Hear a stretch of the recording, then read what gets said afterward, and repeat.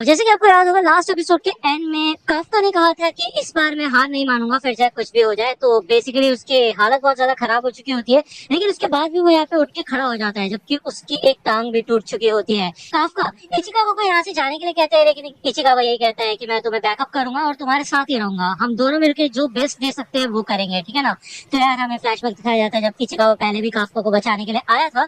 तो ये देख के काफ्का को काफी अच्छा खासा महसूस होता है, जिसके बाद काफ्का इधर इचिकावा के कंधे पे बैठ जाता है और बैठ के भागने लग जाते हैं। बेसिकली यहाँ पे इचिकावा काफ्का के पैर बन चुका होता है और ये दोनों साथ मिलकर मारने की कोशिश करेंगे योजूस को। और इसे देख के भाई होशिना तो पागल ही हो जाता है, हंस के वो कहता है भाई क्या ड्रामा चल रहा है यहाँ पे, हो क्या रहा है। वो ये भी कहता है कि हम इन दोनों को पास नहीं कर सकते क्या यार, काफी कॉमेडी का इंतजाम हो जाएगा अगर इन दोनों को साथ रखेंगे हम तो, ठीक है ना।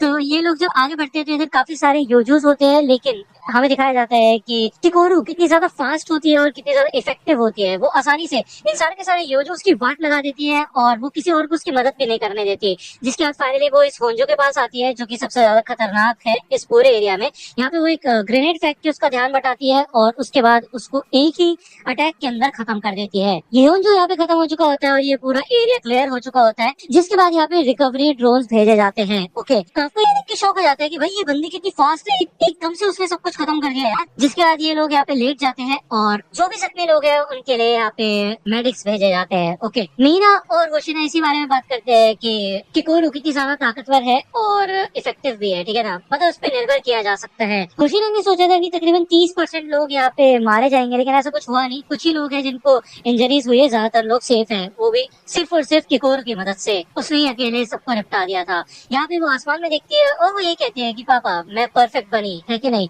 तभी यहाँ पे भी दिखाया जाता है कि एक अलग ही टाइप का काइजू आ जाता है, जो कि बिल्कुल इंसान की तरह लग रहा होता है। ओके, और वो आते साथ ही यहाँ पे एम करता है किकोरू के दिल पे और यहाँ पे वो जख्मी हो जाती है बहुत बुरी तरह से। दूसरा, यहाँ पे काफ्का यही सोचता है कि यार किकोरू और शिनोमिया उसको बोला था कि वो उसको करके दिखाएगी, उसको नीचा दिखाएगी, और उसने ऐसा करके भी दिखाया, जिसको देख के वो थोड़ा बहुत निराश होता है। लेकिन तभी यहाँ पे हमें दिखाया जाता है कि जो भी सारे योजोस मरे होते हैं वो एकदम से जिंदा होना शुरू हो जाते हैं। दूसरा, किकोरू ने जो ये सूट पहन रखा होता है वो हील तो नहीं कर सकता किकोरू को, लेकिन उसके घाव को एक तरीके से बैंडेड टाइप कर सकता है, मतलब ब्लीडिंग रोक सकता है। ओके, बस बार बार उसने अपने हार्ट को बचा लिया, अपने पूरे शील्ड को दिल की तरफ फोकस करके, लेकिन अभी भी वो लड़ सकती है, वो ऐसा सोचती है। यहाँ पे हमें दिखाया जाता है कि ये काइजू बात भी कर पाता है और ये कहता है कि तुम अभी भी हिल सकती हो। जिसके बाद हमें दिखाया जाता है कि ये काइजू इस होंजो को बस टच करते ही साथ जिंदा टाइप कर देता है और किकोरू समझ जाती है कि ये एक काइजू है, लेकिन बहुत इंटेलिजेंट है, नॉर्मल इंसानों की तरह बात कर सकता है, ठीक है। जिसके बाद यहाँ पे अपनी एक ही उंगली से ये काइजू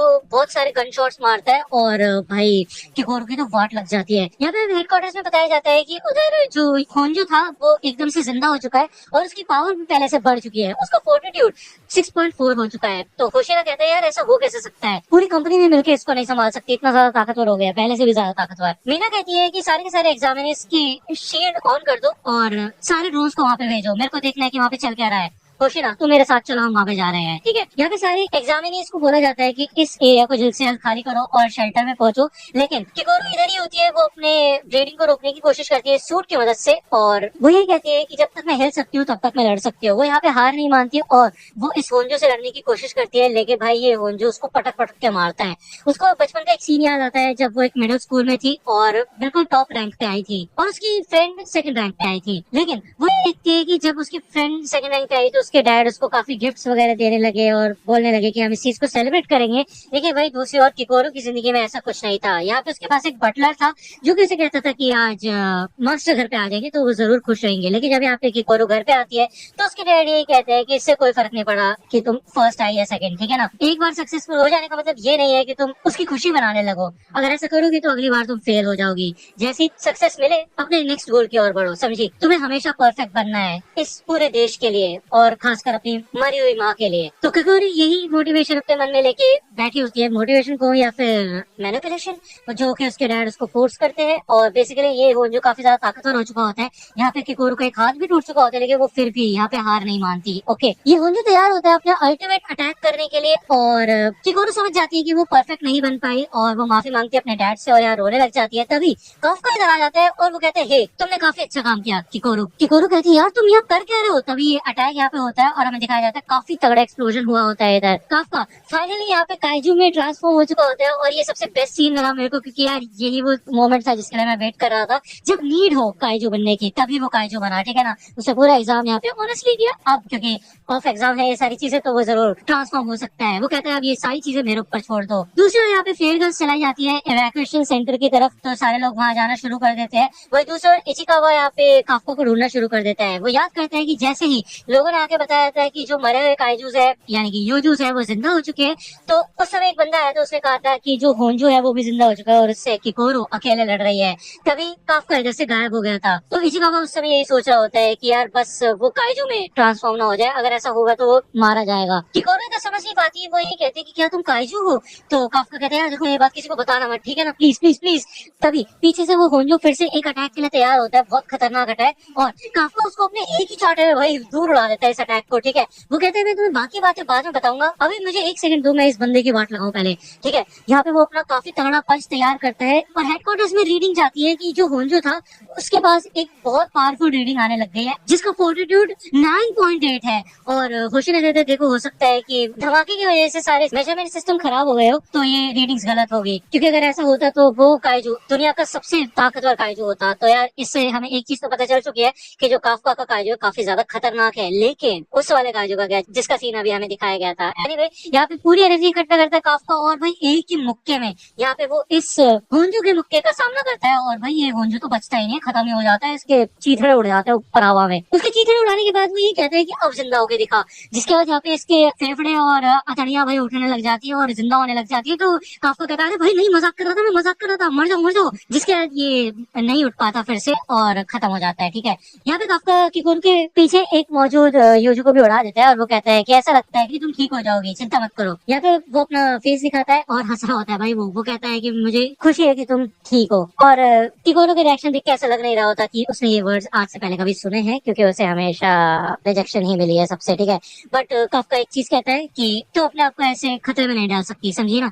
तभी पीछे से इचिकावा आके उसके सर पे बजाता है और कहता है और तुम भी समझे, तुम अपने आप को खतरे में मत डालो। जिसके बाद किकोरो यहाँ पे बेहोश हो जाती है। मीना और होशिना दोनों इस सीन पे पहुंचते हैं और यहाँ पे चिथड़े उड़े हुए देख के वो समझ जाते हैं कि ऐसा कुछ इन्होंने पहले भी देख रखा है।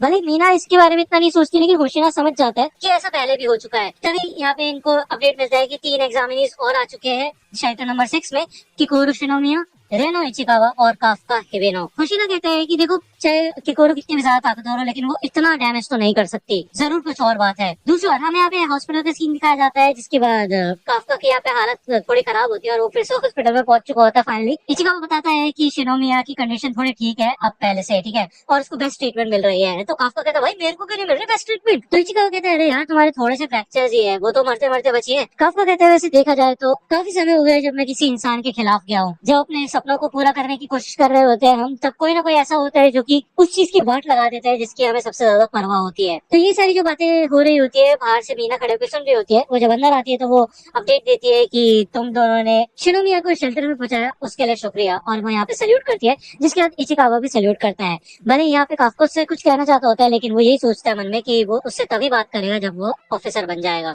और बस सैल्यूट कर देता है। दूसरी ओर यहाँ पे हमें किकोरो का सीन दिखाया जाता है, जो कि भाई काफी बुरी कंडीशन में होती है, एक चेम्बर के अंदर बंद किया गया होता है उसे ऐसा लगता है उसके डैड उससे मिलने आया है, लेकिन यहाँ पे बस होशिना आया होता है उससे मिलने के लिए। वो कहता है कि थैंक यू, तुम्हारी वजह से वो योजू खत्म हो गया, और जो भी काइजू जिंदा हो गए थे हमने उन सबको खत्म कर दिया है। अच्छा वो कोई मरा नहीं, क्योंकि तुमने सोंजू को खत्म किया। तो किकोरो की रिएक्शन देख के होशिना कहता है क्या हुआ, ऐसा नहीं हुआ था क्या? तो किकोरो याद करती है कि काफका ने क्या कहा था, तो वो अपने ऊपर इस चीज की रिस्पॉन्सिबिलिटी ले लेती है और कहती है कि हाँ मैंने ही उस काइजू को हराया था। लेकिन यहाँ पे होशिना समझ जाता है कि कुछ ना कुछ तो गड़बड़ है, ठीक है। पूरी न्यूज में यही चल रहा होता है कि यार इस पूरे इंसिडेंट के बाद किसी की भी जान नहीं गई, शुक्रिया अदा। और भाई ये काइजू बैठ के ये न्यूज सुन रहा होता है, भाई क्या हो रहा है यहाँ पे। तब उसका कॉल आता है और हमें दिखाया जाता है कि भाई ये काइजू भी इंसान होता है बिल्कुल काफका की तरह। और पता है एक बात बताऊं, ये ट्रेनिंग स्क्वाड में होता है और ये लोग काफका और इचिकावा को भी जानते होते हैं, ठीक है। तो बेसिकली यहाँ पे यार कुछ तो गड़बड़ चल रही है। 2 लोग हैं जो कि काइजू में ट्रांसफॉर्म हो सकते हैं, मैं ये सोच रहा हूँ और कितने होंगे। एनीवे आपको क्या लगता है आगे क्या होगा, मेरे को कमेंट सेक्शन में जरूर बताना कि आपको ये वीडियो कैसी लगी। अगर आपको वीडियो पसंद आए तो लाइक कर देना, सब्सक्राइब कर लो चैनल पे नए हो तो। मिलता हूँ आपसे अगले वीडियो में, तब तक के लिए गुड बाय।